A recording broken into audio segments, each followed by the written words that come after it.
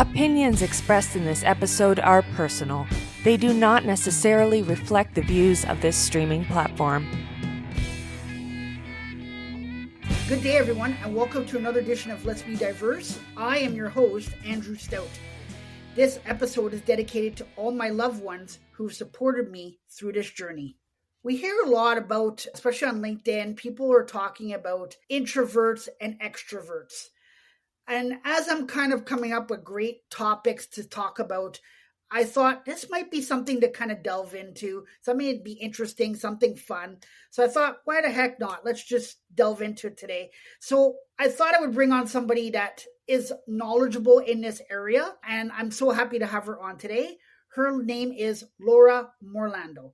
Now, Laura is a stress commando. It helps professionals and business network stress-free, work-free, and free with AI and look stress-free so that they can be more effective and confident. She is a speaker, sales, and marketing consultant, the founder of Working Stress-Free with AI, and the founder and CEO of Down and Dirty Network, online community helping professionals and entrepreneurs co-evaluate, collaborate, and connect.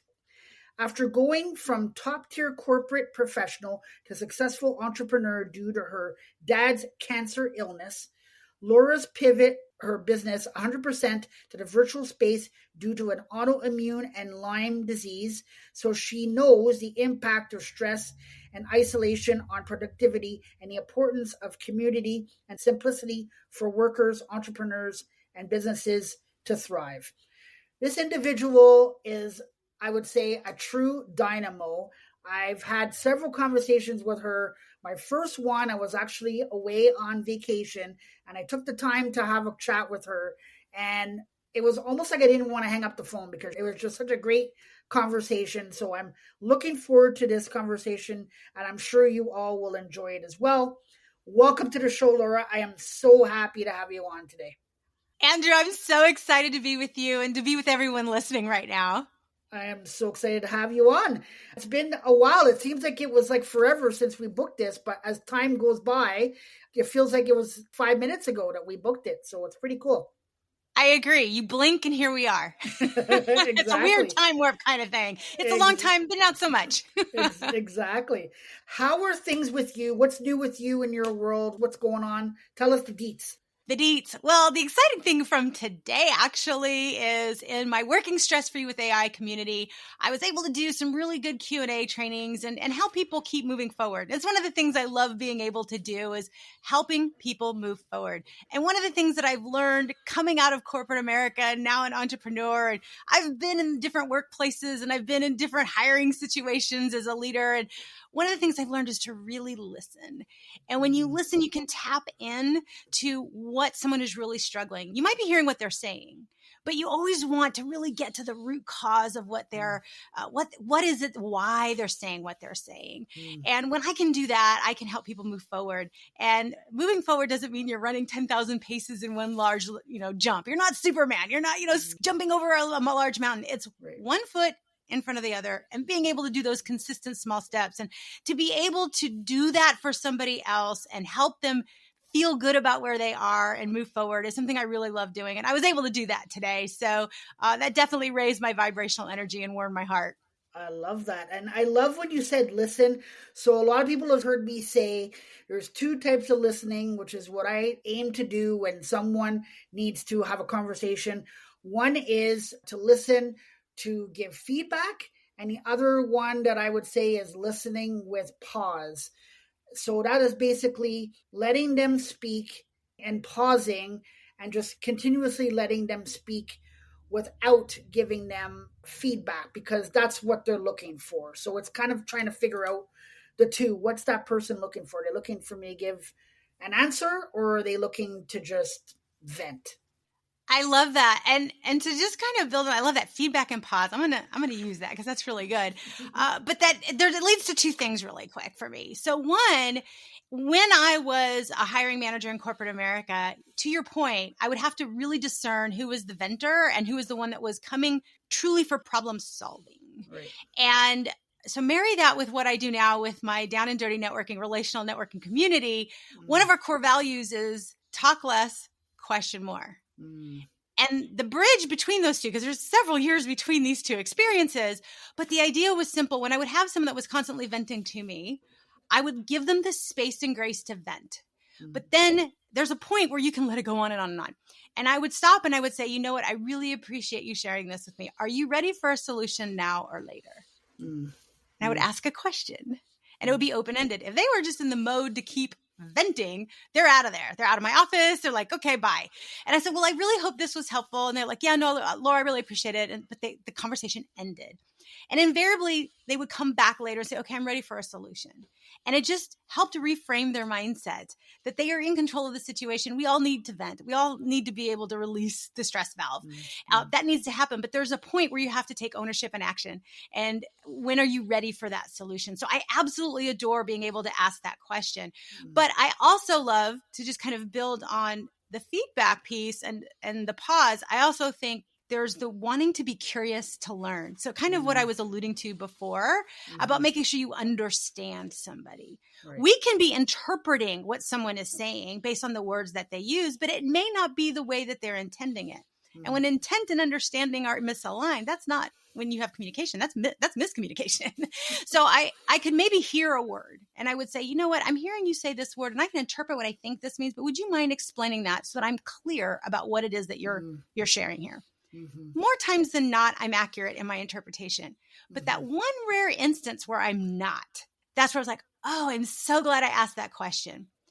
And in every case, the fact that I asked for clarity and understanding, I have really deeply connected with the person that I'm talking to because they feel valued, seen, and heard. And they're like, oh, thank you for wanting to know. So I really love kind of layering all of that together. Like you're saying, make sure you're listening for feedback and pause, but incorporating that talk less, question more, and making sure you understand before you move on to the next thing. Absolutely. Absolutely. Well, I just love all that. And I think that is excellent advice. And I'm sure that our guests will love that and will take note of that. Before we begin, I always have a fun, thought-provoking question to ask my guests to get things going. Are you ready for yours, Laura? I hope so. Hit me. There's no right or wrong answer. It's whatever comes to your mind. So the question is, would you rather have the ability to communicate telepathically or know every single language on the planet? Wow, that's a great question. That's a great question. And from someone who has the gift of gab, I might make you absolutely crazy with telepathy. That just might be batty. Because my initial reaction is I would like to know every language. Because telepathy, if I'm thinking in English, but you don't speak English, I still can't communicate with you. Right. And so I would prefer to have more meaningful conversations with a wider, more diverse group of people. So learning multiple languages and knowing them, that would be amazing to me. Yes, I agree with you too. I speak 2 languages, but I would love to be able to speak more for sure. I think it'd be super fun to be able to speak more than the languages that you speak. So I agree with you 100% on that one. I love that. Okay, I'm curious. What languages do you speak? So I speak English and I speak French. Wonderful. That's awesome. Have you always spoken French or was that something new? Is English new or both together? They're both together. So where I grew up is you need to be able to speak both languages basically to survive. So in order to work, in order to communicate, you needed to be able to speak both languages for sure. So yeah. Gotcha. That's beautiful. Awesome. So thanks so much for having fun with me. You answered that great, especially for somebody who didn't know what the question was going to be. I thought you did such a great job. So thanks for having fun with me. What I want to do is I want to start off with you telling us a little bit about you, your story, and of course, your why. Well, I appreciate that. And so I think you touched a little bit on my story and I kind of alluded to it. So yes, I'm a corporate professional turned entrepreneur. And there's really 2 trajectory changing moments in my life that have defined who I am. And to be perfectly honest, since it's just you and me, Andrew, and no one's listening, right? And I can be honest, right? Yeah. And I say that in jest. I'm absolutely experiencing my 3rd trajectory changing moment as we speak. Oh. And so the first real trajectory changing moment was when I was climbing the corporate ladder and my dad got sick and was diagnosed with cancer at the most stressed out time of his life, which I don't believe was a coincidence. And so I realized my father was projecting my future for me. I inherited more than his curly hair, and I do have very curly hair like my father. And I realized I was doing the same thing that he was doing. I was working myself to death.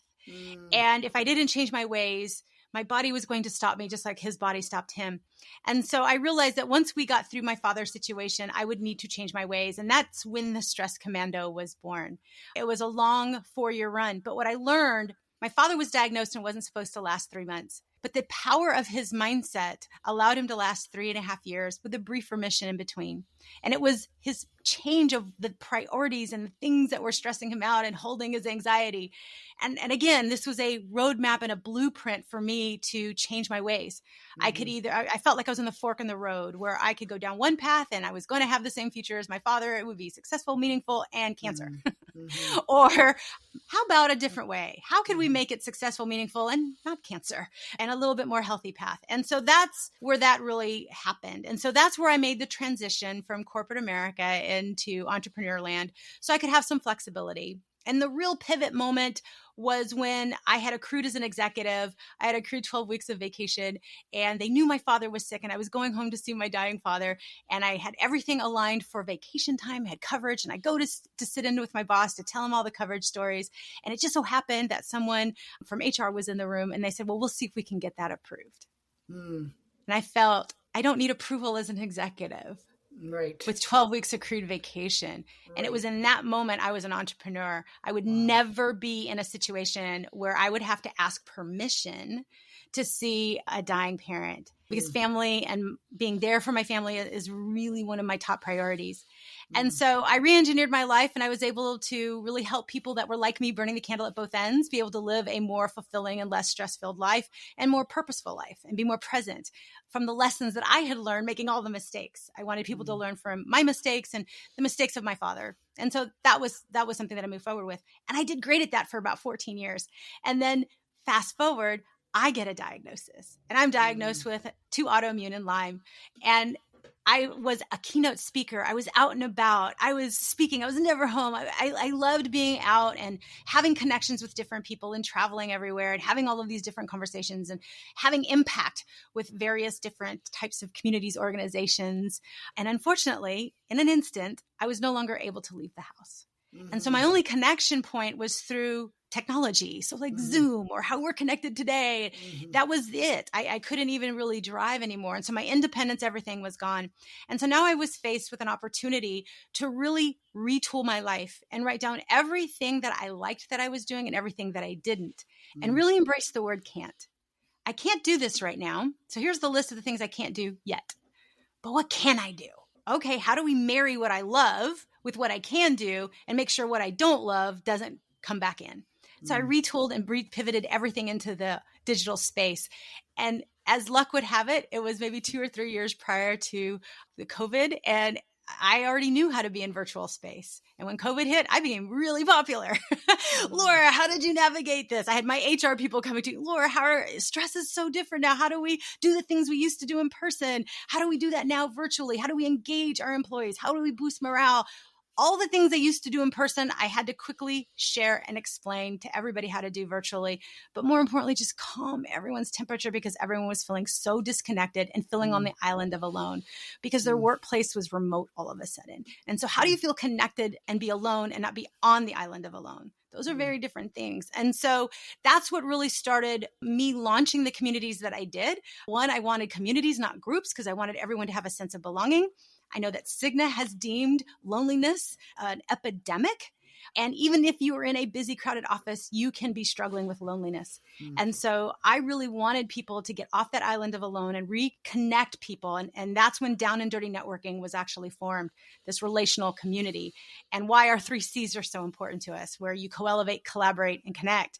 And so I really went all in on that. And then as a marketing consultant, I was helping businesses really pivot from their sales and marketing, and how did they do that and really embrace a more online world? And as we came out of COVID, how do you have a hybrid experience that's connected, that's meaningful and authentic?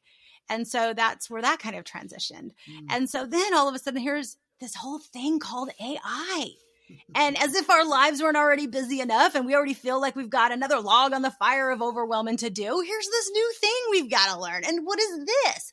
So finally, I got into a program that made sense for my brain, because cognitive challenges are an issue sometimes for me that I experience. And so if it could make sense for me and I could break it down and I could show how it could save time and money, surely anybody's brain could get it. Because if mine can, with what I experienced, you could get it. So that's where I launched the Working Stress-Free with AI community to help people navigate how to streamline their marketing and sales and work more stress-free, leveraging AI technology and not having to work harder to do it, not having to feel like it's overwhelmed, not feeling like they're behind all the time. And so just lowering the temperature across the board so that people could be stress-free. And so that's what I've been doing to kind of move forward and really take what I learned with my dad. And when I got diagnosed, the simple solutions I was teaching were no longer simple enough. I had to, they were too complicated for me to follow. So I had to get even more crazy, stupid, simple. And so the benefit for anybody that heard me present or was my client, they got even more crazy, stupid, simple tips from me. So that was something I was very proud to do. And then the third trajectory moment is my mother has just been recently diagnosed with pancreatic cancer. And I'm once again the caregiver. And I don't think it is a coincidence that my mother is diagnosed with cancer at her most anxious time of her life. So if ever I needed a cast iron skillet or the Wile E. Coyote Acme brick falling on my head, if you follow that cartoon, of hello, Laura, stress and anxiety can really affect you physically. Yep. If ever there was a message and why I needed to be the stress commando for myself was, it's good to be crazy through your curly, but you need to be relaxed. You need to be able to find a way to be present and not take things so seriously and put what is important in front of you. And that deep connection with self, that deep connection with others around you and being more meaningful, that's the difference maker. That's the change maker and how you frame it. So that's kind of the genesis of how I've gotten here. And so if I can help people matter and make a difference by taking one small step consistently over time to have a big impact, then I have done my job.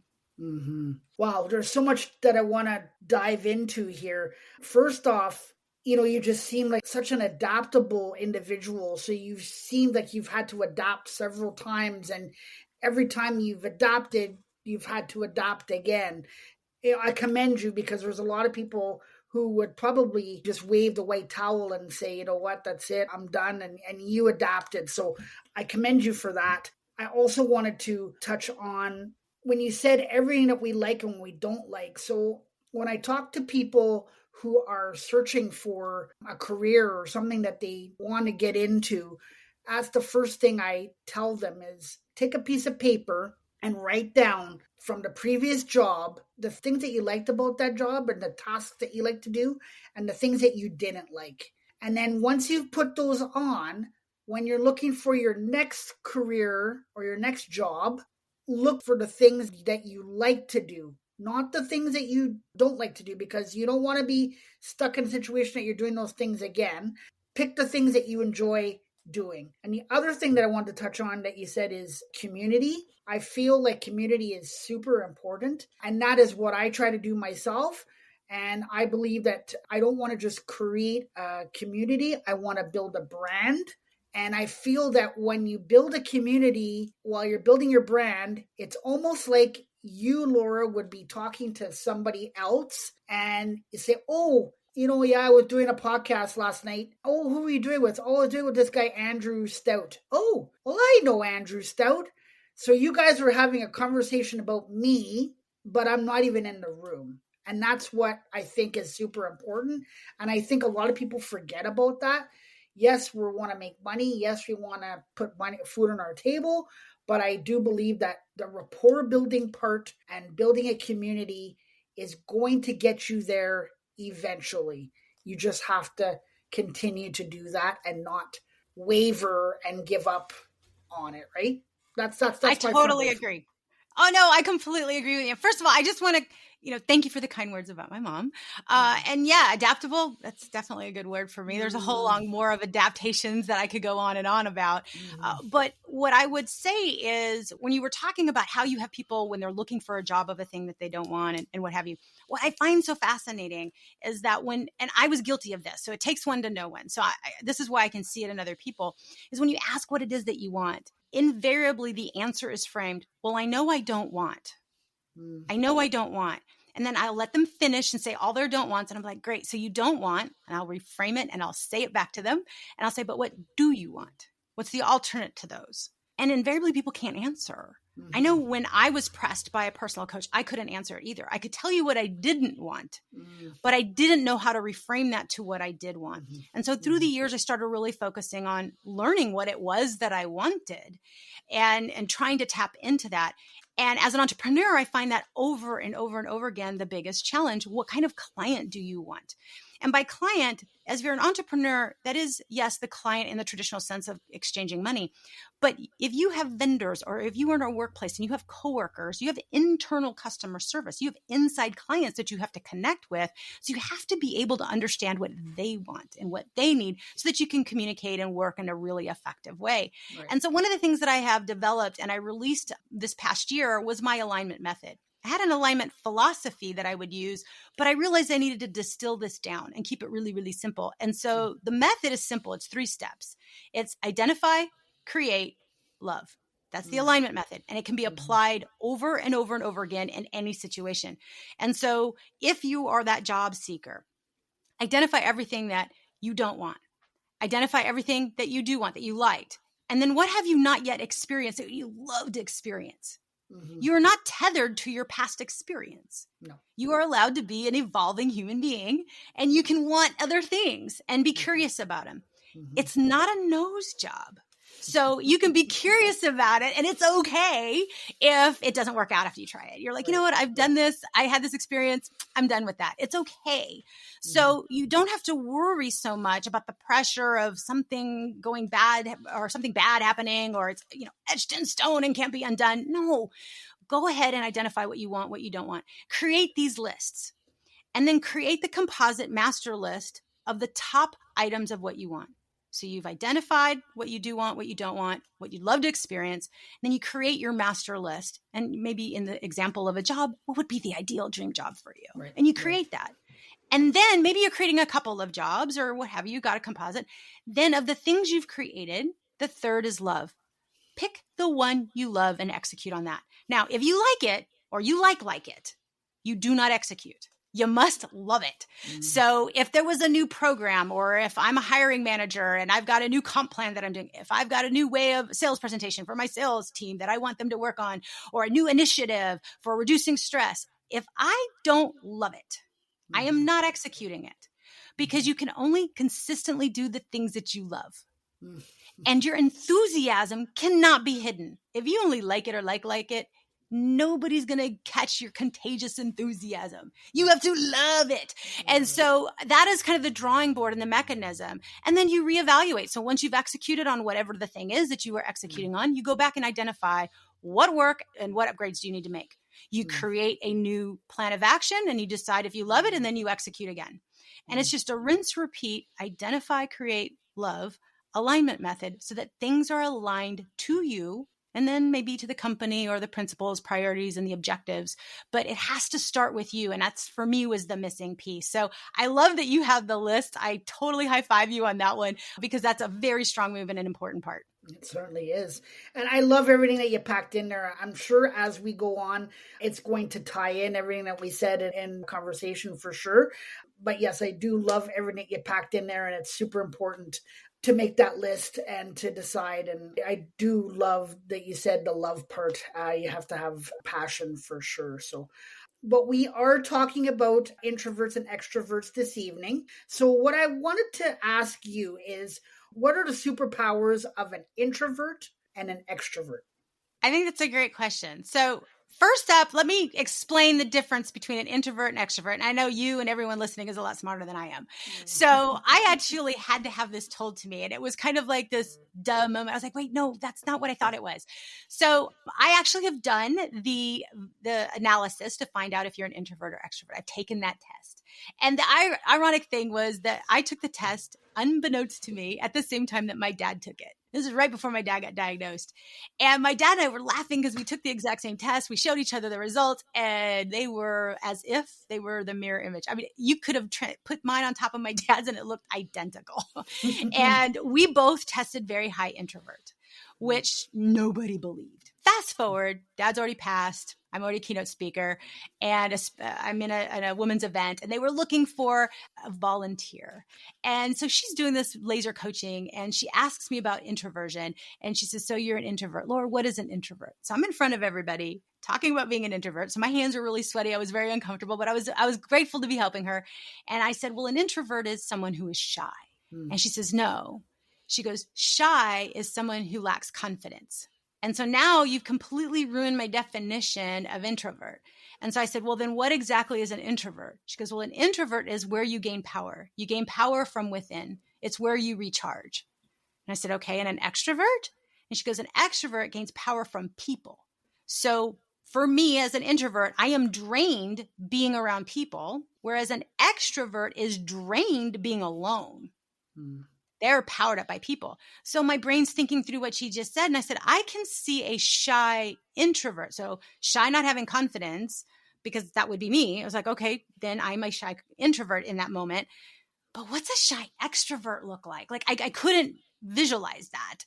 And she says, here's what that is. She goes, have you ever been in one of those stores? Like here we have like a Ross or a Marshall's or any one of those kinds of department stores, but they have really tight aisles and it's difficult for two people to pass in the racks between the clothes. She goes, so you're saying, excuse me, and you're shimmying sideways to get by somebody. And as you get by them saying, excuse me, they drop in to the middle of a conversation with you. And they say, oh my gosh, I was trying to tell her that pink dress wouldn't look good. Don't you agree? Don't you think that this pink dress wouldn't look good? And they're leaning towards you. And all you said was, excuse me, so you could get by.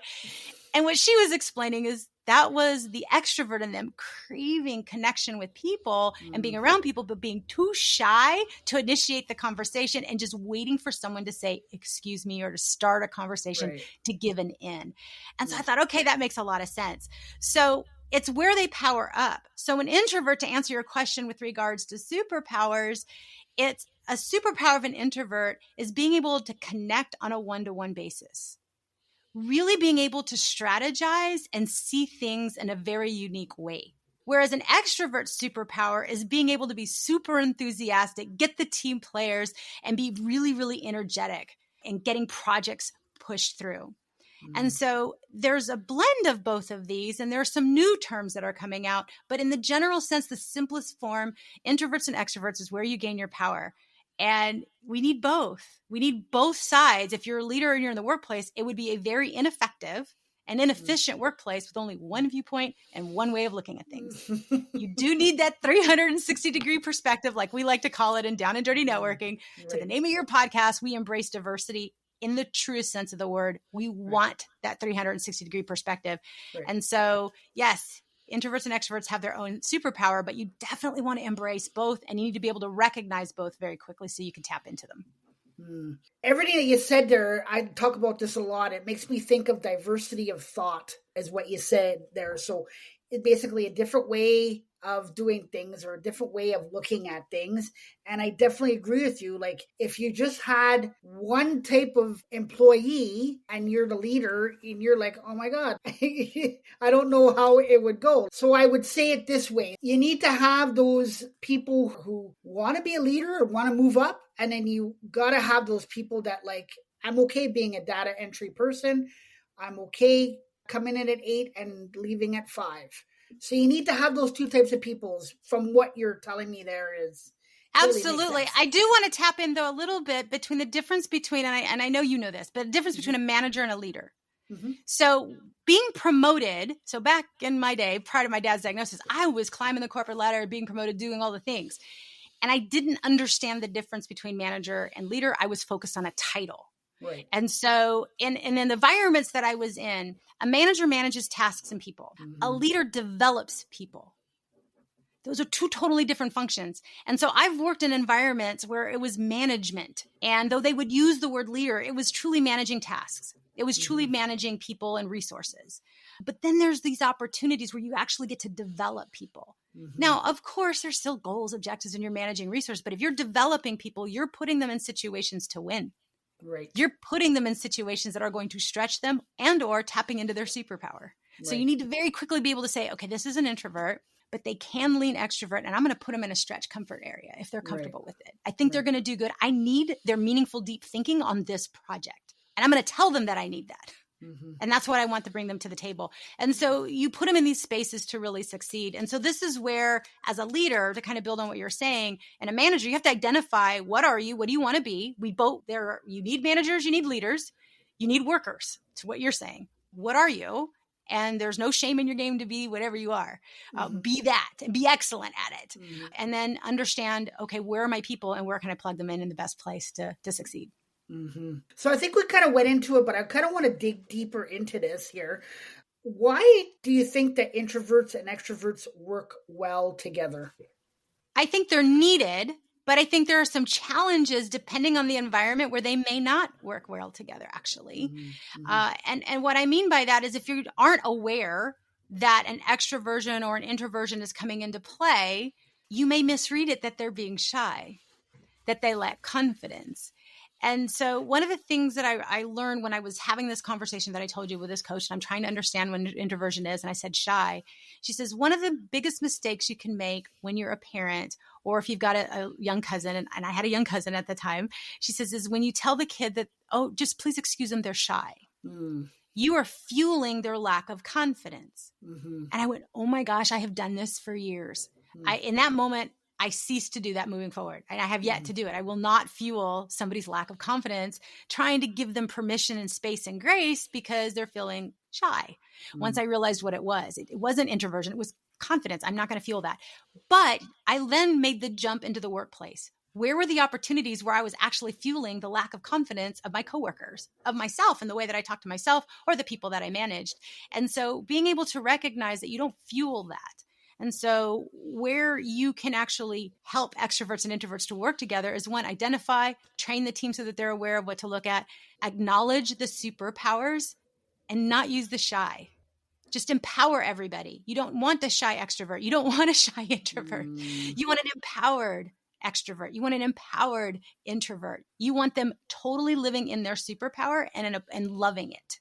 Absolutely loving it. So I think to help them work together is, I think, the leader's job and the culture of the company, workplace, wherever they are, to make sure that everyone is okay to be themselves, to show up boldly the way that they are, even if showing up boldly is in a crowd of people or showing up boldly by being quiet by themselves. It's all good. It's all needed. So that's why I think they can work together. And when there's an embracement of that, which is what I have with the communities that I have, I take all of the guesswork out. I lower the vibrational energy spend so my introverts can feel welcome in a social setting. And my extroverts still get fueled like crazy. So where can you minimize energy spend so things are super efficient from a vibrational energy standpoint so your introverts, extroverts can absolutely shine and work together in the same room on the same project? That is where I have found the best results for extroverts and introverts in the same project. So I love when you talked about the confidence, and it's funny that you say when you talked about shy, and I can totally see. So I've been in a work environment where you're in a meeting and the meeting is started, and then the leader or the manager asks this particular person a question, or what do they think of this particular thing that they're talking about?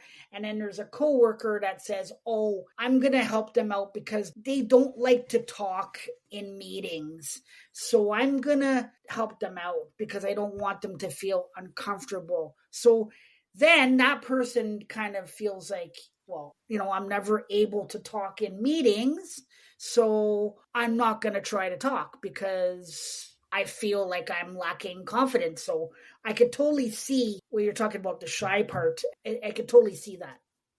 Yeah. And I've probably been guilty of that. Well intended in your example, wanting to help this person out, and you're not realizing you're making it worse. Mm-hmm. And great intentions, but it's just poorly executed. And so when I had this awareness, and as you were describing that, I was reliving a moment when I served on the national board of directors for the American Businesswomen's Association. And we didn't know each other. It was 9 of us all together, and they lined us up by the districts we represented.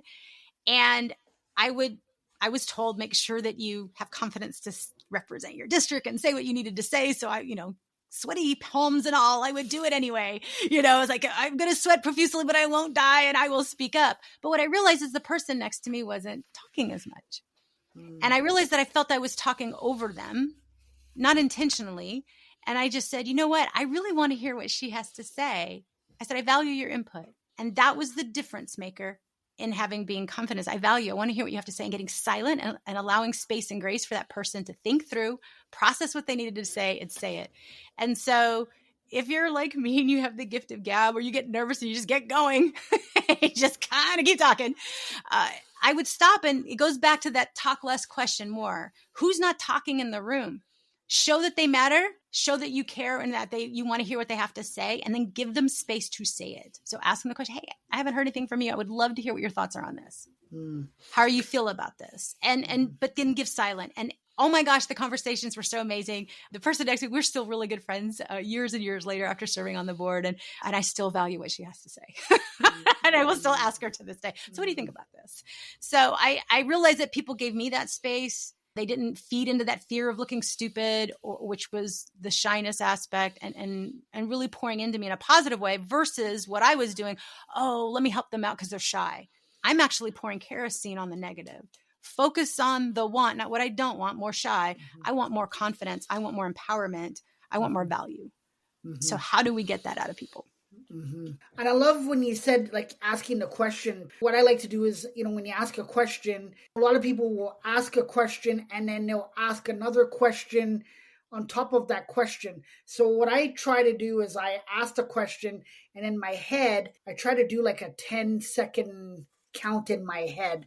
And in that 10 seconds, they're giving me the answer of what they're answering me, instead of asking them something and then, because I think that you're not giving them a chance to answer and give their feedback. Yeah, you're interpreting what you think they're going to say, and you're already into the next part of the conversation.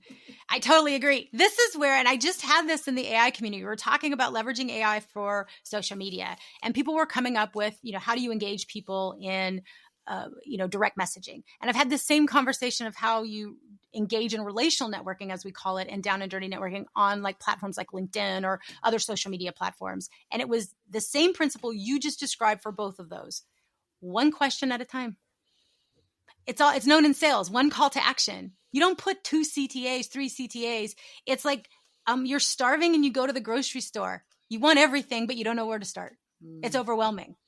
It's like being at the buffet. It's overwhelming. It needs to be one at a time and let them answer, and then be kind of like Sherlock Holmes, or you want to be the super sleuth with what they said, then think of the next question. Even if there's pause and space, and you go, I had another question. It fell out of my head, but based on what you just said, this is what I want to know next. You can do that. And things falling out of my head happen a lot now. So you guys are welcome to use that and say, because it happens, but it forces you to be present and not be interpreting and thinking, 10 steps ahead of a conversation when you're missing the most richest part, the part that you're listening to right then and there. Right. So I'm interested to hear your thoughts on this. Do you think that the way that people view introverts and extroverts is changing? I don't know if it's actually changing, but I can tell my thought is it's changing just because of my understanding of what extroversion and introversion is. But what I think is evolving, there's this newer conversation that I've been hearing. So we've talked about that there's introverts and extroverts, but there's 2 other categories that are becoming more prevalent in the discussion. And the 2 other categories is if you're there's an ambivert. So it's kind of an umbrella statement. And with an ambivert, you're either introverted extrovert or extroverted introvert. And so an ambivert means you have the characteristics of both an introvert and an extrovert. One's more dominant. So if you're an ambivert and you're introverted extrovert, you're dominant as being an introvert, but you can adapt and be in extroverted situations. So you can definitely do that. And the reverse, if you're an ambivert where you're an extroverted introvert, your default setting is you're an extrovert, but you can adapt and be in introverted situations. And so you end up having this really cool composite of superpowers as you work through your day. And so if you've looked at any of the personality tests that I've taken through the years, what is so fascinating is some people are like, oh, you're an ambivert because you do so well as a public speaker, or you do this. And I go, that's such high praise. Thank you. And yet my test tells a very different story. I'm very high introvert, very high. And there's no way. I mean, I actually had a coach tell me on one of my DISC assessments, it had a disclaimer page. In all his years of coaching, he had never seen a test result with a disclaimer page. I show flat across all of the personality types, despite having a very distinctive dominant personality type. And he says, Laura, that's probably because you've moved around a lot. You have learned how to fit in. You have learned how to fit in, be liked, and be able to adapt to what people need you to be. So I found it interesting, Andrew, that you would say adaptable was the word that you would pick up. I've heard that over and over, and that's true. The downside with that is I lost along the way the ability to know who I genuinely was. And so it took many, many, many years for me to realize, okay, who do I really want? I mean, I know I want to be liked, but how do I really do this and leverage my introversion in a more meaningful way? And so to answer your question, I think that's the broader perspective. There's this greater understanding of what an ambivert is, but recognizing that introvert and extrovert are superpowers you can tap into, and having more self-awareness so that you know how to move forward more positively and powerfully. Because I could see what you say when you talked earlier about people not knowing what an introvert is and people not knowing what an extrovert is and not fully understanding what they actually mean. So it's kind of like ever changing as far as I'm concerned, as far as the way that people look at it, because some people kind of downplay, like, he's an extrovert, he's an introvert. He's not going to join us today because he's an introvert. You know what I mean? Like people kind of, I found that there's a very much of a generalization of the two, but I wanted to get your thoughts because I see that there's not as much of a generalization of the two in my mind. And I agree with you. It's not the shy and boisterous. There's a whole different example. And maybe I've just evolved. Maybe I've gotten a little bit older, wiser, not entirely sure. But as I've met other people, there is a broader understanding, to your point, of what introvert and extrovert actually is, and tapping into that. And so I'd like to think that it is changing. I'd like to think it's being more self-aware. I think that's really what it is about. And more, as we move more into self-awareness and personal and professional development, as that's becoming much more prevalent, and as we move into mental health, which requires an awareness so that you know how you can move forward in a more healthy way, you would not want to put an introvert and extroverted curricular 100% of the time. They're going to be living in high stress all the time. Right. It's going to take a toll if they're not aware of that. And the reverse is true. An extrovert that's always put in introverted situations would be in high stress. So having that self-awareness is how you can identify what it is you do want and don't want. It's how you can align things to yourself. And it's how you can move forward in a more productive way. To add a little bit there, I think it's just having a little bit of understanding and compassion for either or, and then allowing them the ability to communicate who they are and what their feelings are and what their beliefs are in certain things as well, instead of just like, downplaying it and, they don't really have anything to say. They're this, they're that, right? Allowing them to communicate who they are and getting to know them as an individual rather than a name or a stereotype is where I'm going here. I totally agree. And that's where I came up with the term of relational networking for down and dirty networking. There's traditional networking where it's hi, my name is, extend hands, shake hands, exchange business cards, and you're maybe exchanging a lead, a job offer or some kind of client.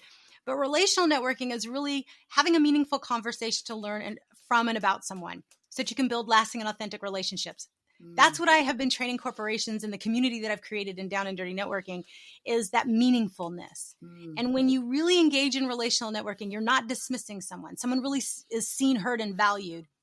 And you really value who they are. And when you do that, your reputational capital goes through the roof. So back to what you were saying about developing a personal brand, you want to develop a rock star brand and have thousands of raving fans. You want to make sure that your reputational capital is through the roof by the way you've made everyone feel, how they've been seen by you, heard by you, and the value you've poured into them. And if you're doing that in the workplace, if you're doing that as a leader and developing people and really allowing them to be themselves and be in situations where they can thrive, and you're not dismissing them, you're not belittling them, even with greatest of intentions, that's where things flip on its head. And that's where it's a complete game changer. Wow.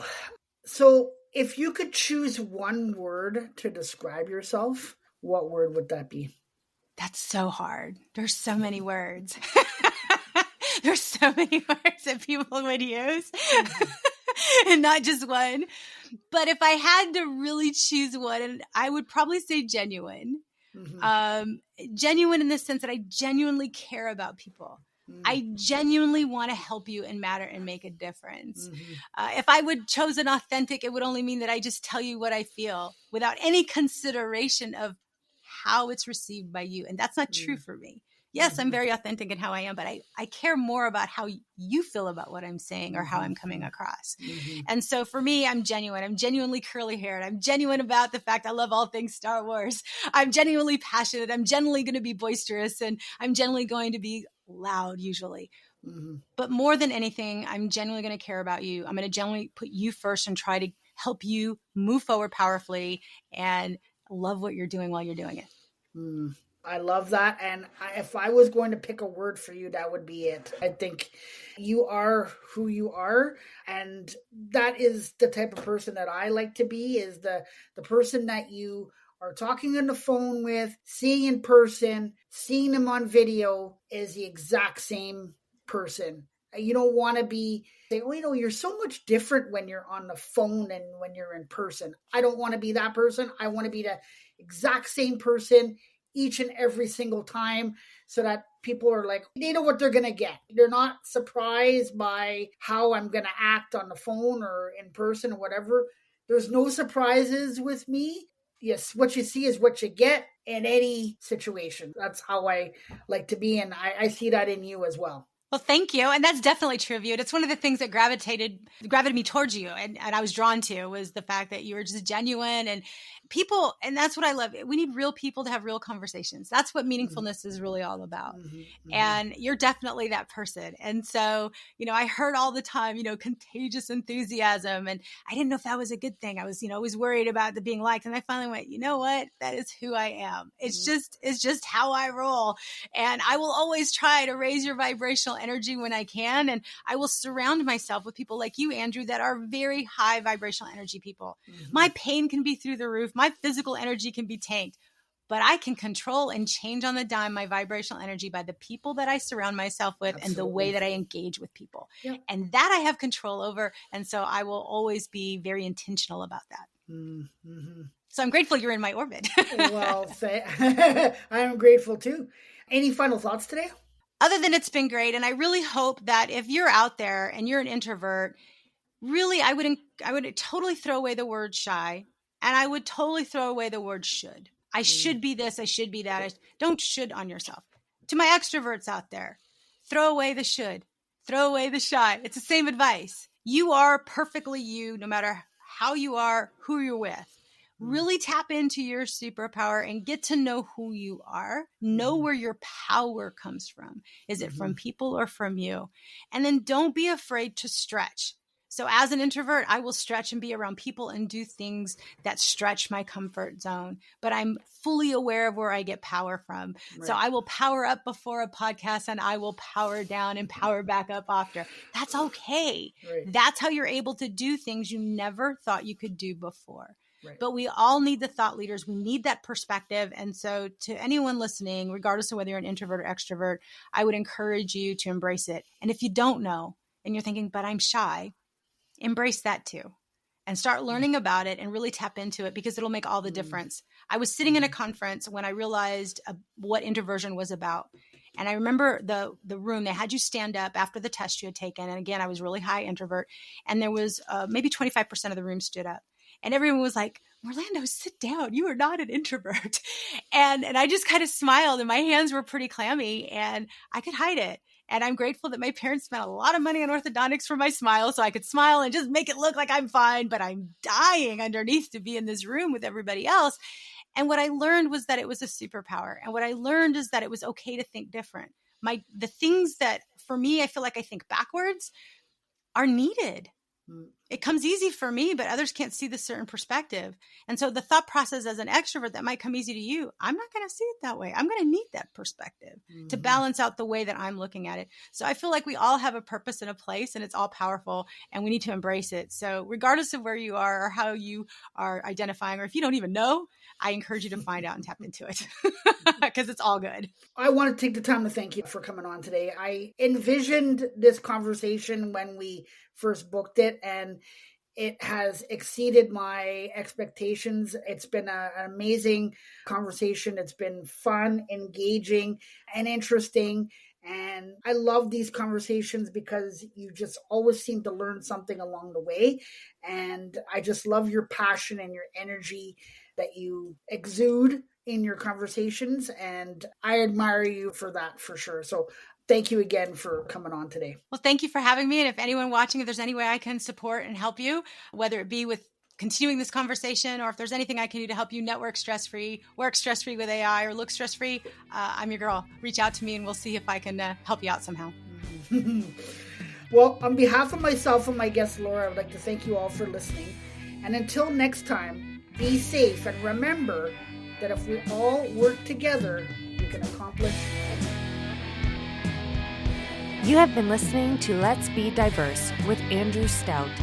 To stay up to date with future content, hit subscribe